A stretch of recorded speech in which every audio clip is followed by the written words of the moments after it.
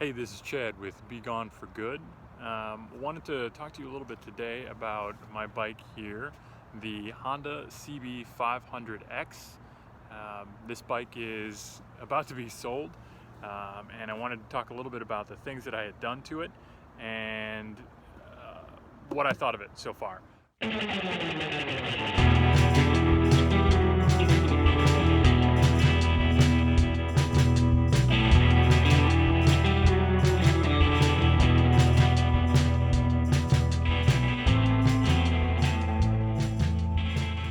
The Honda CB500X is an entry model from Honda, chosen to allow people the opportunity to get on a bike, something that's a little bit simpler than some of the bigger bikes out there. It's obviously a lot smaller than the Africa Twin or the 700. It's a great beginner bike, and with the Rally Raid kit installed, which I've done, it's actually a great adventure bike. They've done a really great job setting you up on a basic bike here, and from there you can only grow and kind of get a little bit more excited about it. I purchased this bike knowing full well that I was going to be going with the Rally Raid kit at some point.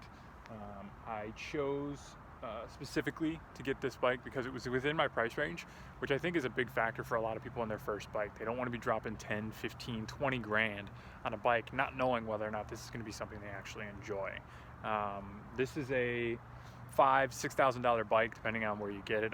In 2016, I got a 2015 for just under $5 grand, brand new off the showroom floor, and was pretty excited about that prospect to get in here and check it out. The resale value held really well on these things as well, so I knew that even if in a couple of months I decided this really wasn't for me, I was too scared of it or whatever it might have been, I could have gotten rid of it with very little loss in my total cash there.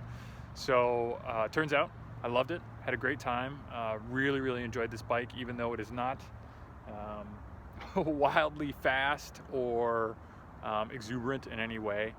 It's not necessarily going to be your crotch rocket. It's also not going to be your big ADV bike, but it does hit a really great middle ground, covering any base that you could want reasonably well.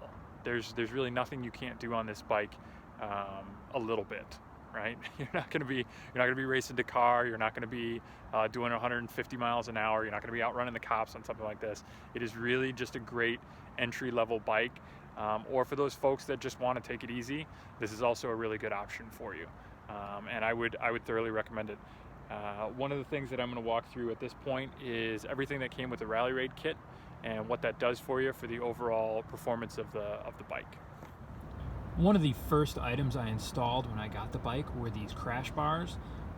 As you know, adventure bikes come with some pretty aggressive fairings on them, and it's all just plastic. If you were to drop this bike right now without the crash bars, you'd break plastic all over. And it's not cheap, and it does get to be kind of a problem if you're snapping pieces off when you try to sell the bike eventually. I wanted to make sure that if I did drop the bike, as you can see with the little scar that's right there, I did, that I had a crash bar on there to protect as much of this investment as I possibly could. It's a relatively cheap guard to have on there for what you're going to be doing. I think these are the SW Motec bars. They were a little bit of a pain to get on because you have to remove bolts that are going into the engine casing and through the frame. And it's a lot of maneuvering around. I would say that this is a job that's best suited to two-man team, just so one guy can hold the bar, one guy can turn the nuts. They're not exactly easy to get to, so if you can have some help while you're doing it, please get that person in there. I tried to do it all by myself, and at some point had to call in for an extra pair of hands to get it done. One of the second upgrades that I made was to the bash plate.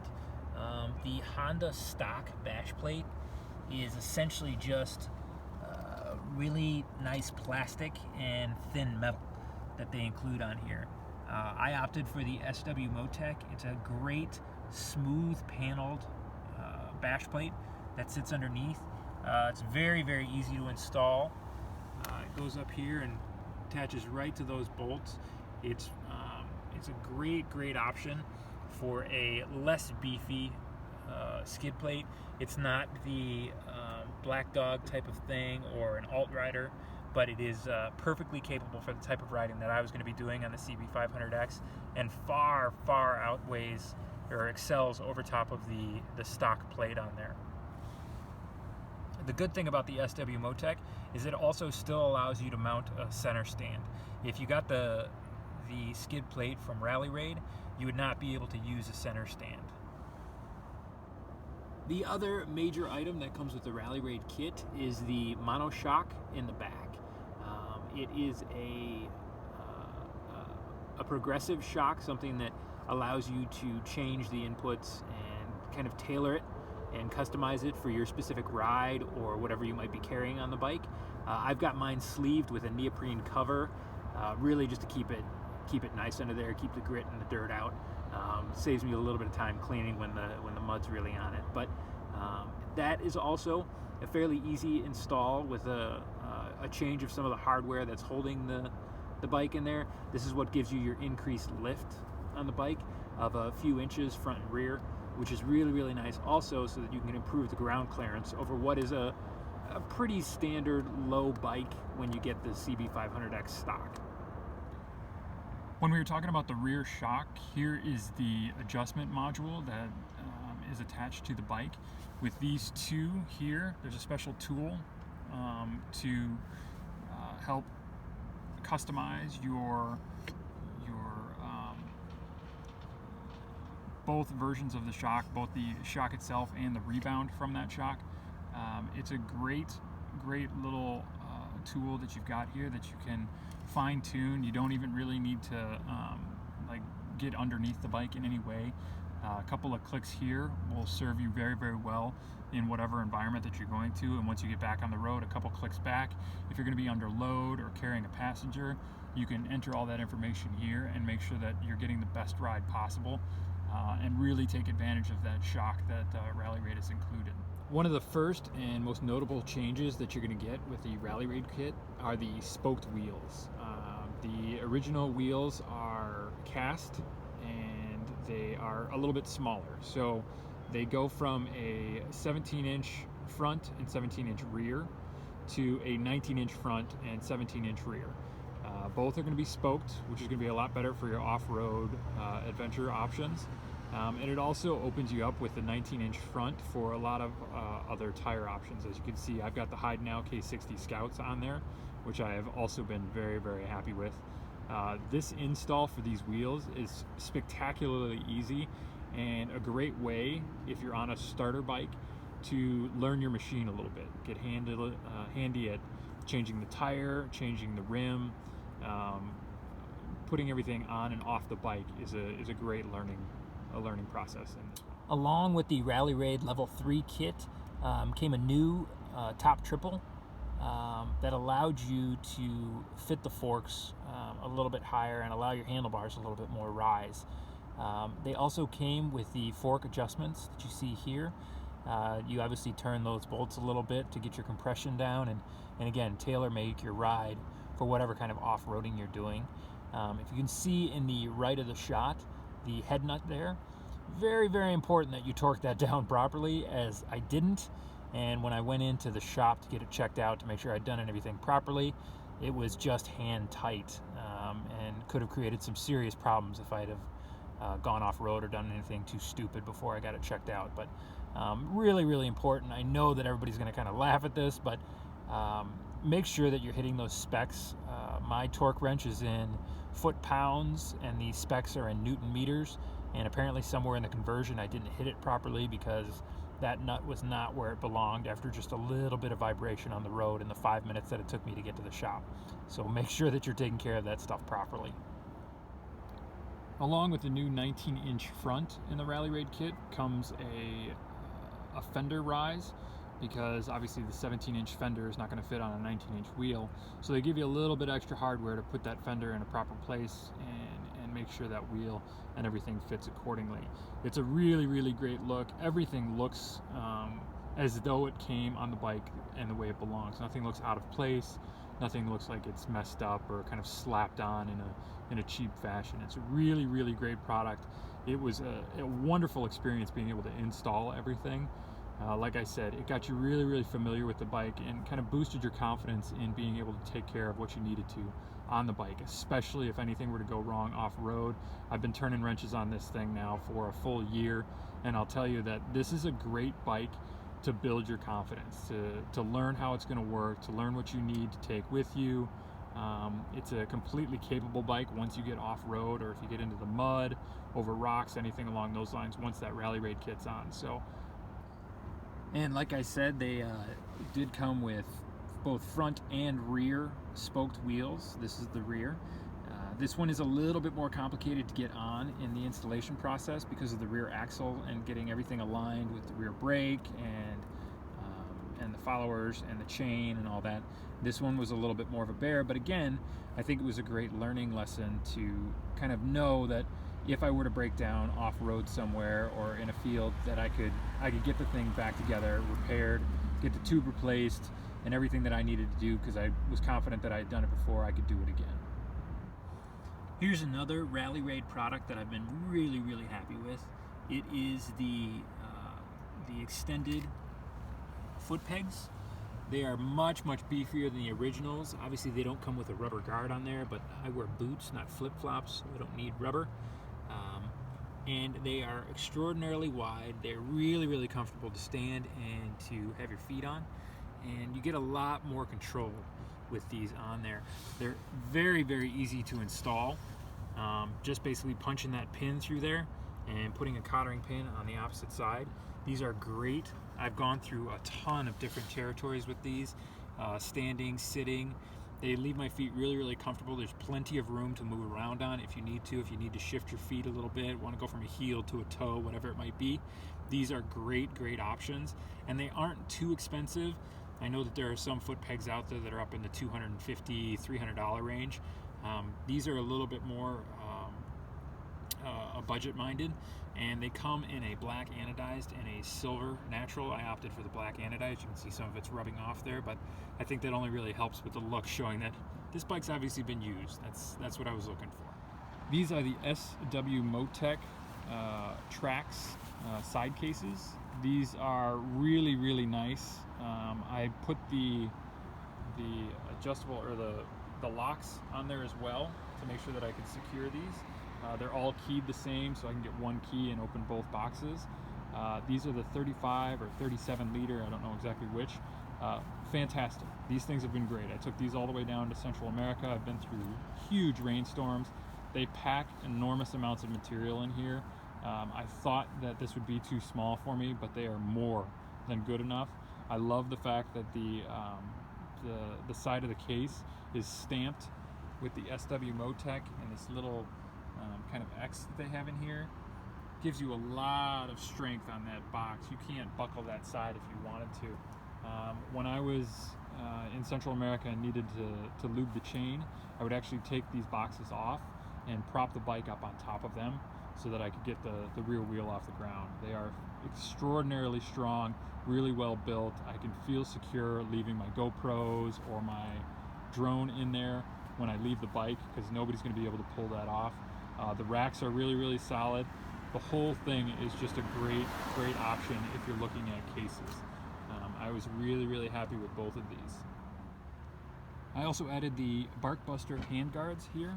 These are the Storm handguards, so they've got the full wrap. They come all the way from the bottom and up and around. Some of them are just a face on the front, but all of them have this metal bar that runs all the way through and around your hand to protect you in case you run into a tree or catch anything funny, or even from road grit or grime that might be shooting up.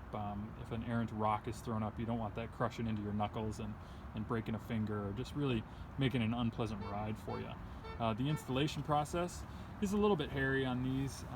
There is some work that needs to be done as far as getting the end caps off and mounting everything in there.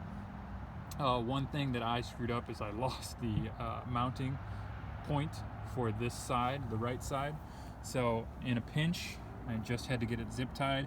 That's been holding for more than a year now and seems to do me just fine. I don't ride a lot of trails. I don't ride anywhere where I'm going to hit a tree or anything along those lines. I really use it a lot to block the weather, the rain, and any sort of rocks or debris that might be thrown up on the road. So This does me just fine. I know that if I ever did get into a collision where that could actually be mashed down, I might be in a little bit of a hurt, but for right now and my purposes, this does exactly what I need. I also changed out the exhaust on this bike. The original tube on here is kind of large and flat. It doesn't really do anything for the sound. This one minimizes that quite a bit, gives you a little bit more room if you've got bags that are going to be on top, or if you're going to be doing any work on the bike. This is a great option, and it does really improve the sound. I think it helps a little bit with the power, but nothing noticeable. Honestly, the sound is really what does it, and the look of the bike. This gives it a little bit more of a dirt bike feel instead of an off the showroom floor type of look. One of my favorite upgrades to the bike is this Madstad windshield. It is the 22 inch, so it sits pretty high. I'm 6'5", so it makes sense for me to have a taller windscreen, but I think they drop all the way down to 18 inches for some of the smaller riders that are out there. As you can see, the windshield is actually off the bike. There's room for the air to come up through here, which helps deal with a lot of the buffeting issues that you'd have coming over a high screen like this. I also got the smoke, or dark smoke, I can't remember which color this is, which provides a nice amount of screen for the summer months, and I'm not getting any glare off the road, anything along those lines. At night, sometimes if it's really dark out, it throws a little bit of an issue in front of me, and sometimes I can catch the headlight glare in there.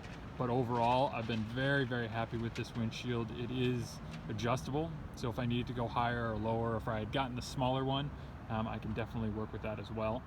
But this is a great investment, and it's adjustable on the fly. There's a couple of knobs on the back, which I can show you instead of just telling you, that allow you to move this screen forward and backwards, and really tailor it just for how you want to have your screen up there, and take care of any, again, buffeting issues that you might be having coming into your helmet.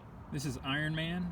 Used to be a little keychain, but I removed the keychain portion and wire tied him to my bike. He made the trip all the way out to the Badlands with us, and all the way down to Central America. He's been to Honduras and Guatemala and Mexico, and seen a little bit of the world on the front of this bike. He's my little companion the whole way, and I think shepherded me through some pretty gnarly events. So I'm glad he's along, and believe me, when this bike gets sold, that is the one accessory that's going to be pulled off, because he is not going with anybody but me. The last item that I bought was just kind of an off-the-cuff. It was a late-night purchase. Obviously, the CB500X does not come with cruise control, so I bought this little piece here that allows you to turn the throttle and lock it with basically just a friction grab, and it'll hold that throttle in there, and it's out of the way. It doesn't take anything to install. This is like a 3-minute install from Atlas. And it's a great workaround to a lot of the other more expensive and more difficult to install cruise control options. I was really happy with this, and I'll tell you, on a 12 or 14 hour day, having something like this to help you with that throttle is a lifesaver. It's an inexpensive product, but really worth its weight in gold when you're making any sort of long-term ride. Okay, again, that was the Honda CB500X. This is a great bike. Anybody who's interested in adventure riding, is interested in touring, or just wanting to get out there on a comfortable bike that you can ride a lot on, I would argue that this is one of your best options that you can go with. For anybody out there that's considering it and doesn't really know whether or not they want to take the plunge yet, I can't more emphatically say this than do it. Do it today. If you need to rent a bike, if you need to buy a bike, if you need to go get secondhand used, this one's up for sale right now at a great deal. So they are out there. You can get bikes much cheaper than off the showroom floor if it's something that you want to check out. A lot of guys say that a first bike should never be brand new because you're gonna drop it. It's going to hit the ground at some point. Nobody wants to scratch up a brand new bike. So buy one that's pre-scratched. Buy one that's got a couple nicks in it already, and then you won't have to feel so bad. You can always sell it and move on to the next one. But I would say that there is no better way to travel these United States or internationally than on two wheels. There's just something spectacular about it. Roads that you've been on a billion times before, you are going to enjoy in ways that you never thought possible. I rode this through my hometown, place where I grew up for 25 years, and it just was amazing to see those same roads, but with totally different eyes, and all the memories that were there, and wishing that I had done this 10, 15 years earlier. This is a great bike, and I would argue that with the Rally Raid kit, you can't do a whole lot better in the under $7,000 range than this bike with that Rally Raid kit installed. If you've got any sort of ADV adventure type mindset, this is a fantastic way to go. If you have any questions, want to know anything more about this bike, there's a lot to learn. Obviously I can't put it all in a video unless you want to sit here for 45 minutes. But if you have any questions, if you have any comments, if you disagree with me on anything, feel free to leave a comment below. Subscribe to the channel, ask me any questions, and I will tell you everything I know about this bike, because truly this is a great way to get started, and everybody should be on a bike. It's something that at 16 years old they should be handing them out with your license, just to get people on the road, to get them interested and excited about traveling and meeting new people and going new places. This is the bike to do it on, and it works really, really well for that purpose. Thanks again for watching. I appreciate it. This is Chad with BeGoneForGood.